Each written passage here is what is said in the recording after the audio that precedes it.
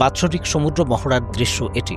বঙ্গোপসাগরে বাংলাদেশ নৌবাহিনীর গৌরবের এই আয়োজনে জলসীমা পর্যন্ত মাতৃভূমির সার্বভৌমত্ব সমুন্নত রাখতে নৌবাহিনীর সক্ষমতা ও দক্ষতা প্রদর্শন করা হয় এই মহড়ায়। এবারের সমুদ্র মহড়ায় যুক্ত হয় নৌবাহিনীর frigate, corvette, OPV, minesweeper, patrol craft, সিলো মিসাইল বোট, নৌবাহিনীর মেরিটাইম প্যাট্রোল এয়ারক্রাফট, হেলিকপ্টার এবং বিশেষায়িত ফোর্স সোয়াচ প্রত্যক্ষভাবে মহড়ায় অংশ নেয়। বাংলাদেশ বিমান বাহিনী এবং কোস্টগার্ড সহ সংশ্লিষ্ট ম্যারিটাইম সংস্থাগুলো এই মহড়ায় প্রত্যক্ষ বা পরোক্ষভাবে যুক্ত হয়।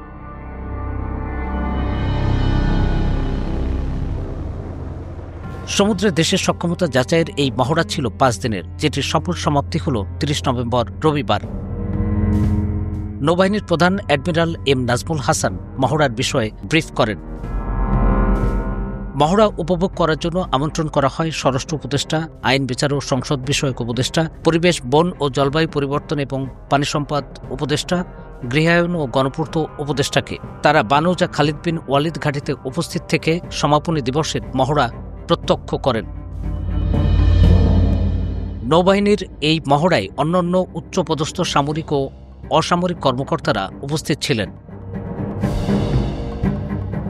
নৌবাহিনীর এই বার্ষিক মহড়ার মূল লক্ষ্য সমুদ্রে সার্বভৌমত্ব সংরক্ষণ, সমুদ্র সম্পদের রক্ষণাবেক্ষণ, সমুদ্র পথের নিরাপত্তা বিধান, চোরাচালান রোধ, জলদস্যুতা দমন, উপকূলীয় এলাকায় জীব বৈচিত্র্য সংরক্ষণ এবং সমুদ্র এলাকায় প্রহরা নিশ্চিত করা।